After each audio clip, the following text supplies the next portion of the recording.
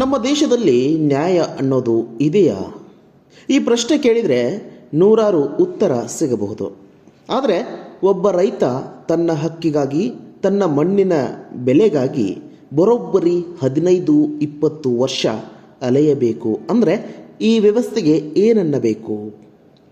ಬಿಸಿಲು ಮಳೆ ಎನ್ನದೆ ಮಣ್ಣಿನಲ್ಲಿ ಬೆವರು ಸುರಿಸೋ ಅನ್ನದಾತನಿಗೆ ಸರ್ಕಾರ ಕೊಡೋ ಗೌರವ ಇದೇನಾ ನೋಡಿ. DC ಅಂದರೆ ಜಿಲ್ಲೆಯ ರಾಜ. ಅವರ ಕಾರು ಮುಟ್ಟೋಕ್ಕೂ ಜನ ಹೆದರುತ್ತಾರೆ. ಆದರೆ ಅದೇ DC ಕಾರನ್ನು ಒಬ್ಬ ರೈತ ಜಪ್ತಿ ಮಾಡಿ ಬೀದಿಯಲ್ಲಿ ನಿಲ್ಲಿಸಿದ್ದಾನೆ ಅಂದರೆ ನೀವು ನಂಬ್ತೀರಾ? ಹೌದು, ನ್ಯಾಯದೇವತೆ ಕಣ್ಣು ಬಿಟ್ಟಿದ್ದಾಳೆ.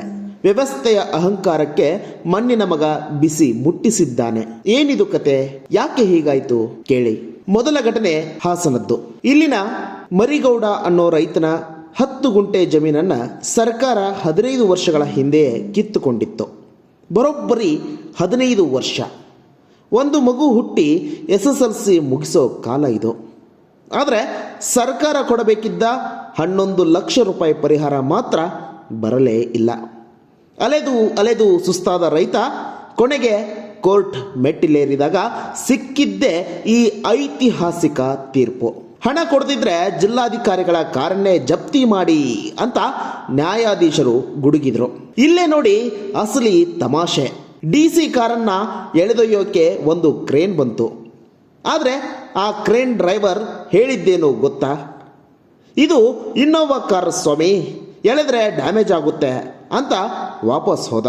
ನೋಡಿ, ರೈತನ ಇಡೀ ಬದುಕೆ 15 ವರ್ಷಗಳಿಂದ ಡ್ಯಾಮೇಜ್ ಆಗಿದೆಯಲ್ಲ, ಅದರ ಬಗ್ಗೆ ಚಿಂತೆ ಇಲ್ಲ.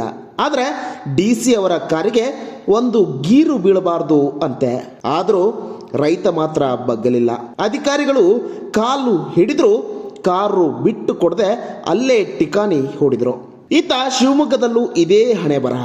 ಹರವಘಟ್ಟದ ರೈತ ನಂದಾಯಪ್ಪ ಅವರ 32 ವರ್ಷಗಳ ಸುದೀರ್ಘ ಹೋರಾಟಕ್ಕೆ ಈಗ ಜಯ ಸಿಕ್ಕಿದೆ. 1992ರಲ್ಲಿ ಕಳೆದುಕೊಂಡ ಜಮೀನಿನ ಬಾಕಿ ಹಣ 95 ಲಕ್ಷ ಪಾವತಿಸದಿದ್ದಕ್ಕೆ ಅಲ್ಲೂ ಕೂಡ ಜಿಲ್ಲಾಧಿಕಾರಿಗಳ ಕಾರು ಜಪ್ತಿಗೆ ಆದೇಶವಾಗಿದೆ.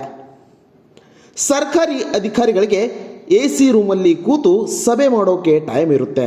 ಆದರೆ ಅನ್ನ ಹಾಕೋ ರೈತನಿಗೆ ಹಣ ಕೊಡೋಕೆ 32 ವರ್ಷ ಬೇಕಾ? ನ್ಯಾಯ ವಿಳಂಬವಾದರೆ ಅದು ಅನ್ಯಾಯಕ್ಕೆ ಸಮ. ಈ ಇಬ್ಬರು ರೈತರ ಧೈರ್ಯ ಇವತ್ತು ಇಡೀ ವ್ಯವಸ್ಥೆಗೆ ಕನ್ನಡಿ ಹಿಡಿದಿದೆ. ವೀಕ್ಷಕರೇ, ರೈತರು ಮಾಡಿರೋ ಈ ಕೆಲಸ ಸರಿ ಇದೆಯಾ? ನಿಮ್ಮ ಅನಿಸಿಕೆಯನ್ನು ಕಮೆಂಟ್ ಮಾಡಿ.